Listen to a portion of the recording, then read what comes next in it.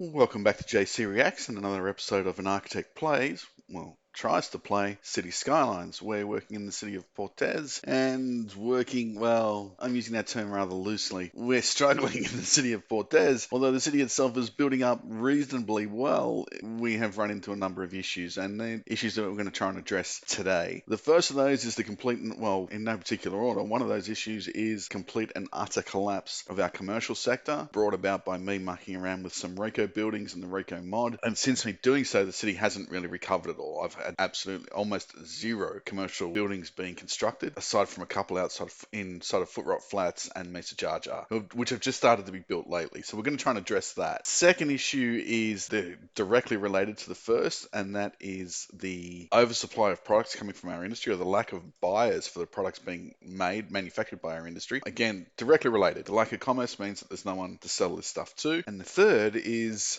we need more people. We have a labor shortage. We are ridiculously short of manpower, labor of all sorts. I have a town of 24,000, a workforce of 10,000, and nearly 12,000 jobs, and an unemployment rate only 3%. So the fixes. There's and one final issue to deal with. If you remember from the tail end of the last episode, when things were going reasonably well early doors, this traffic was at 80 to 90%, and then we hooked up our industrial area, and I think a critical design flaw has been exposed, and our traffic is now tailing off outside the city up to the very edge of the map. And one of the fixes to an earlier problem is going to potentially exacerbate the traffic problem.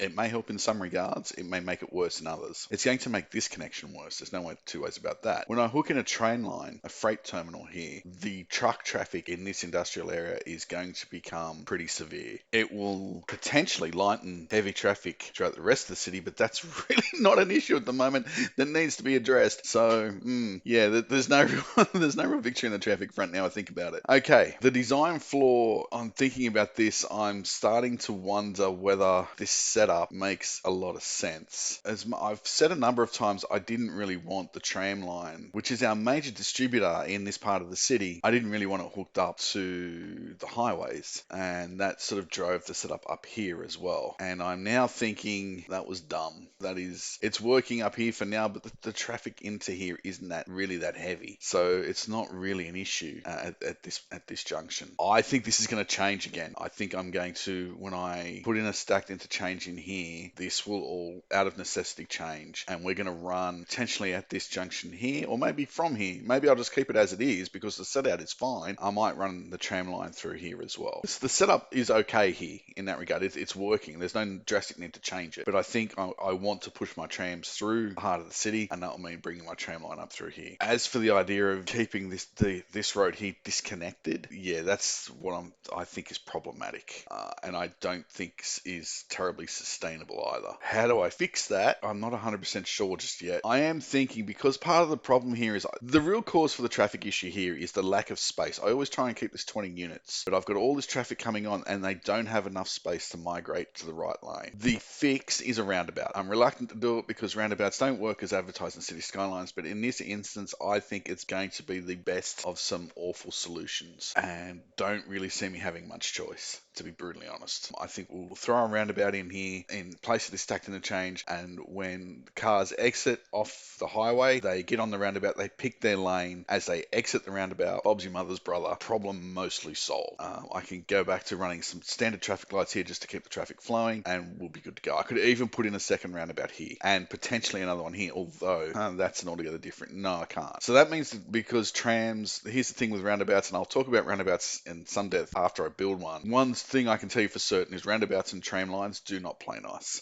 Trams hate roundabouts. It's that simple. So the question now becomes, if I'm going to hook this tram line into this road here, the bypass, which currently runs underneath Barrington Plateau, this road all the way under here, and this intersection here are completely wasted. I could demolish all of that and have reroute all my traffic onto this main collector distributor, whatever you want to call it. Get rid of this wavy crap here, just put a single curve in, hook this connected in here.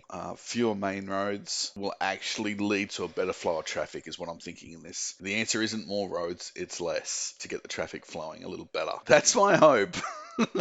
I'm saying that because as I look at it, it makes a degree of logical sense, but logic in this game, they're not always the best of bedfellows. I need more industry, but at the moment, more than that, I need to see some commercial districts springing up, and I need to see these suburbs filling out.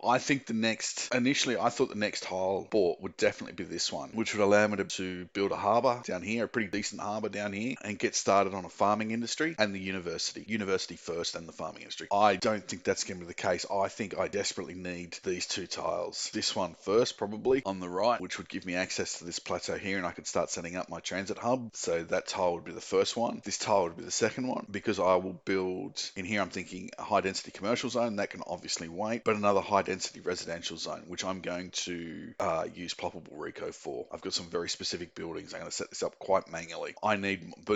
Too long didn't read version. We need more people coming in. 11,000 jobs available at 3% unemployment is just ridiculous. So we've got to start filling these jobs, which I'm hoping will drive commercial demand. The other thing I'm thinking of doing as well is flattening out, getting a terrain level in place and flattening out the land here. Maybe, I don't know. It would be nice, but I don't know. It could be that a lot of this gets demolished. This intersection in particular gets demolished and rebuilt, particularly if I'm going to put a roundabout in there. I might drop this down to ground level so we can bridge over it and do something similar to what I've got planned up here. Second is the train connection, the freight terminal. So these places have somewhere to sell their goods. Third is the build up, and the build up of residential is just going to be a case of waiting for now. I've got plenty of spaces that are unused. All this high density stuff down here is unfilled, although it's starting to fill up slowly. All this low density stuff, or some of this low density stuff, that's starting to fill up a little slowly as well. But all this here is going to be filled. There's a heap of it in Mesa Jar, which needs to be filled. All this strip up here, it's got to be filled up. So I'm not short of residential space. I don't need to lay down more land or more zoning.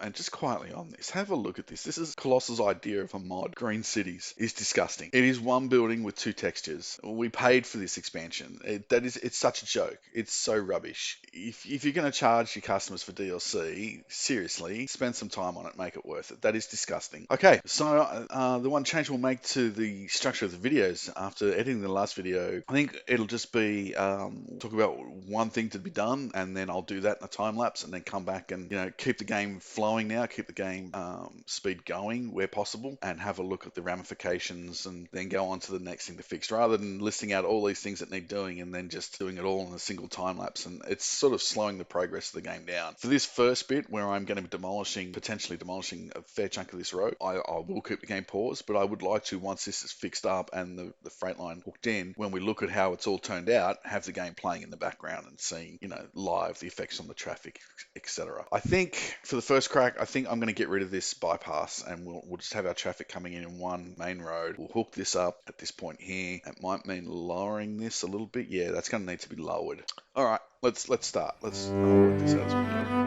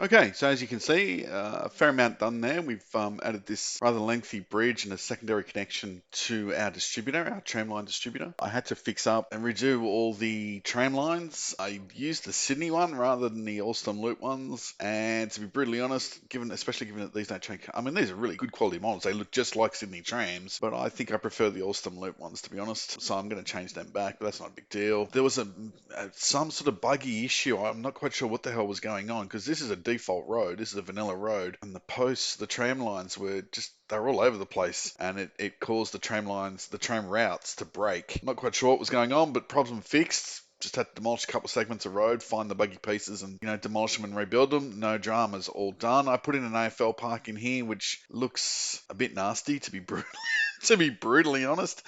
Not quite what I had in mind. I think I will replace it because, yeah, that's a pretty ugly park, to be honest. So that's going to go. Actually, you know what? That can wait. I'll replace it with something nicer later. And while we're here, why don't we just put in a little bit of a path to connect the two areas? Switch you on and you off.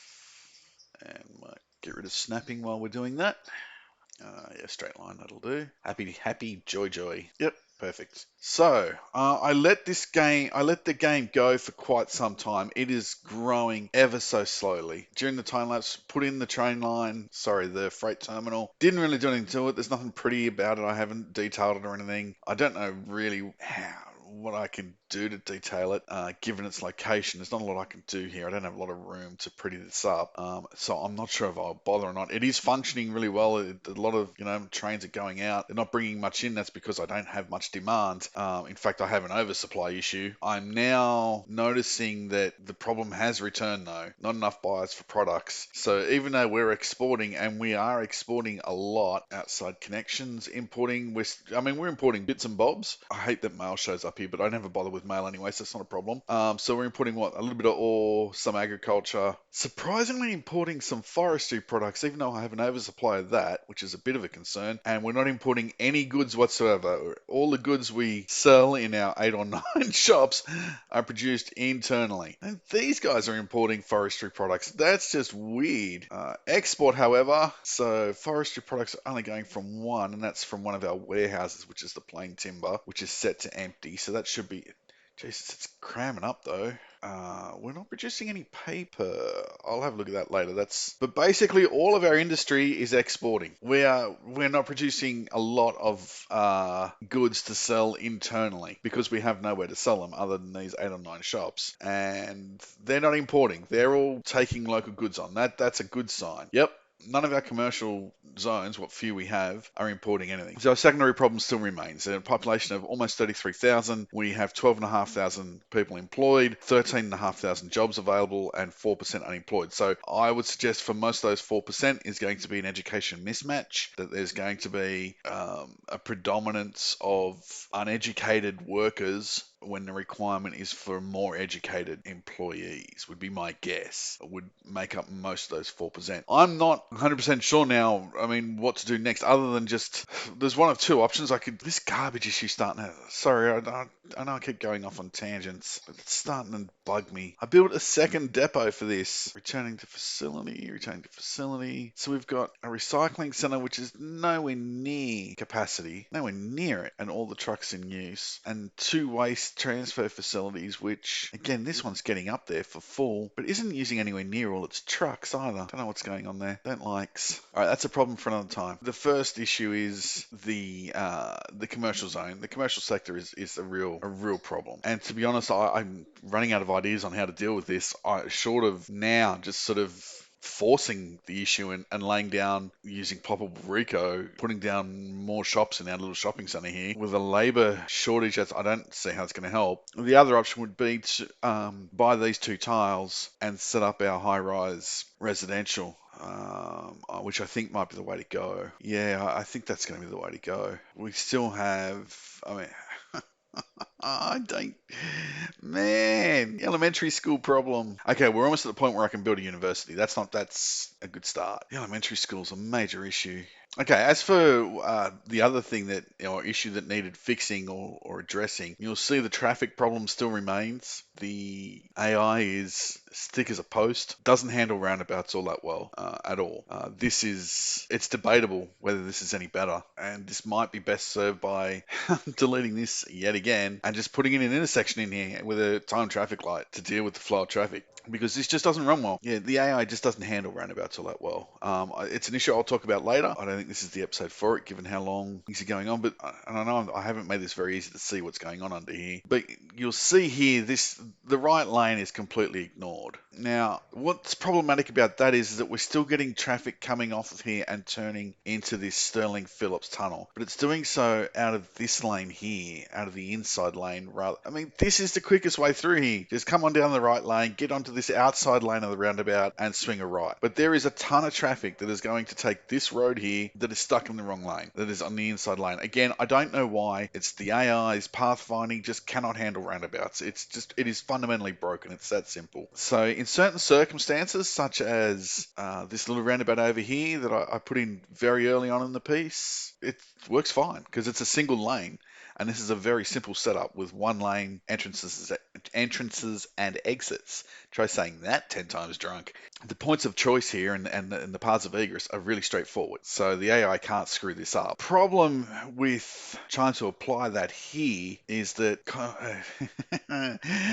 contrary to common belief, the methodology for handling a larger amount of traffic on a roundabout isn't to increase the number of lanes on that roundabout, it's to increase the size, the radius of the roundabout. Just adding a roundabout shouldn't be any more than 2 lanes. And again, this is something I didn't really want to get into now, the technicalities of how this works. And I know for a lot of Americans who just don't encounter roundabouts that it probably doesn't make much sense, but trust me, you don't build roundabouts with more than 2 lanes, and I'll explain why later. I will explain how a roundabout works for those who care later on. But anything more than 2 lanes in a roundabout is a complete waste of time, and it doesn't increase how effectively it handles traffic. As I said, that's the radius of the roundabout that does that. The larger the roundabout, the more traffic it can hold and flow. But if you're thinking that you're going to get off the I-95 or whatever it's called in LA, where there's bloody 70 gazillion cars, and just fix that problem with the roundabout, that's not a solution. That is a town planning and political problem, not a problem that can be just fixed by just chucking in a roundabout. So, and I've been guilty of doing that just here. I mean, this is a planning issue in a way.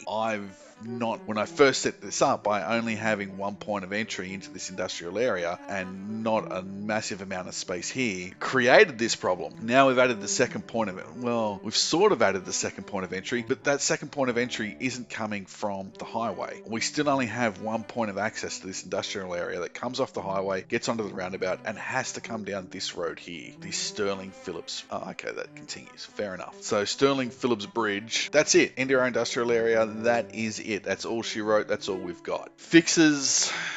Adding these hasn't helped all that much. As you can see, most of the traffic is leaving this industrial area through this means, rather than entering. At this point in time, I'd suggest any traffic that's coming out here is heading to our forestry area or to somewhere in the,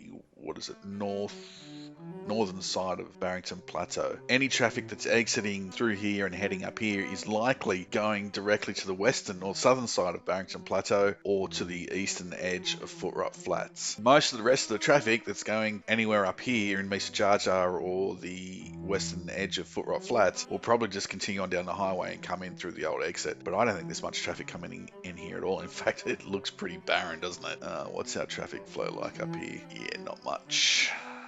Not much. That is about to change. When I put this high density, high rise sort of suburb up here, this will get a bit more traffic, and a high density commercial area up here, if we can ever get it working, will also bring a fair amount of traffic. I am really concerned though that this is all going to fall apart because I just can't get that commercial to pick up again. So let's force the issue. So for our second time lapse today, and probably the final time lapse today, I am going to do just that. I'm going to force the issue. I'm going to lay down some extra shops in here using the Plopple Rico mod. And I think we might leave it at that. I don't think there's a lot else I can do for now other than let this play out a bit. We do have the extra tiles, as I said. What do we got? We're currently at 32,000, which makes us a colossal city. So, and I've bought 1, 2, 3, 4, 5. Okay, so we can buy 2 more tiles. Let's do that. Let's start this off straight away. Let's just make the decision. Got to get a population in. This one and this one. And then this will be next. Definitely. Okay, so that means that next episode, it's all on. I think we'll start building the transit system if it's needed. I'll fix this up and we can start the high density reso on this side of the highway. I don't know. I'll think about how we're going to plan that. All right. Either way, let's pop down another few shops in here and tidy this up, give it a little bit of dressage, and call that a wrap, I think. And then we'll let it play out for a while and that population build towards that 46,000. Let's see how we go.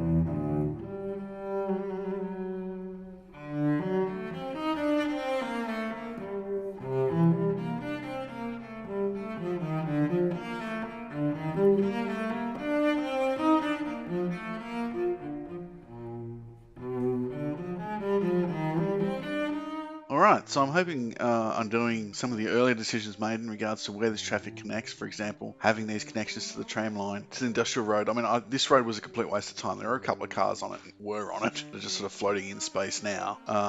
But I don't think that road was getting anywhere near enough usage, especially given we had the connection over here anyway. I have removed this middle point connection. I am thinking that it is quite likely that just have a look underground, that I may put in a stacked interchange right on the edge of the city's boundaries for specifically to connect to the oil and ore industries, and I might keep them separate from these generic industries. So I know that'll basically mean that a truck would need to leave a generic industry, get back on this highway, come back up to here, get off stacked interchange. But generally the interaction between industrial areas and specific DLC industries or specialized industries, it isn't that great. Most of the industrial buildings interact with commercial buildings, and that's part of our problem at the moment. For the life of me, I don't know if I mentioned this earlier, but I don't know how this target store can have not enough goods to sell when every single one of my industries basically is basically crying out for someone to sell goods to. Doesn't make a hell of a lot of sense. I'm not quite sure what to do with it. The idea with the retaining walls, the key walls along here, I'm going to keep that. I think they look alright. I'll finish that probably off camera, just run this key wall all the way along here to this tunnel entrance, and do the same along the industrial side here to this tunnel entrance. And up here I've put in the smallest interchange I can think of, which is I think it's a split point interchange, I think it is, where basically your entire roads converge on one point. You have a traffic light system to get your traffic to flow. It took a fair bit of effort to build that, but God, I hope that works. I hope it can get enough traffic flowing out of there. But I guess we'll see. Yeah, other than that, in the next episode, I'm going to try and address two birds with one stone. We just bought these two blocks of land here. I'm going to fix this interchange up, make it a stacked interchange so we've got future access onto our whatever this plateau here is going to be. I know at a bare minimum it's going to be the mass transit, public transport hub somewhere up here, and that obviously on top of the meter is going to be the CBD. That plan hasn't changed. That can wait until after the uni. The transit, I don't think it can. I think I'm going to have to start looking at implementing a transit system pretty soon. Although I think the tram will hold up. We'll see how that goes. And going in here, as I said, will be mixed use, so high-rise residential with some low-rise, high-density commercial space. And I'm just hoping that will kick things along. I have noticed, and I think I mentioned this earlier, that we've got a low demand, no demand for commerce, low demand for industry, but we've got at least some demand for residential zone. That makes a degree of sense, given that we've got a labour shortage still. A labour shortage that equates to around half our total population, which is just ridiculous. Based on this, what is it, about a third of your populace works? So I'd need to fill these jobs, I'd need to almost triple my population. That's just not going to happen. I need to be hitting 100,000 just to fill the jobs I've currently got. Yeah, that's not going to happen. Alright, so anyway, as I said, for the next episode, I'll do these key walls and a little bit of detailing here off camera. And for the next episode, it'll be onto the mixed residential, high density residential, mixed commercial zones up here. Thanks for watching. I'll see you in the next one.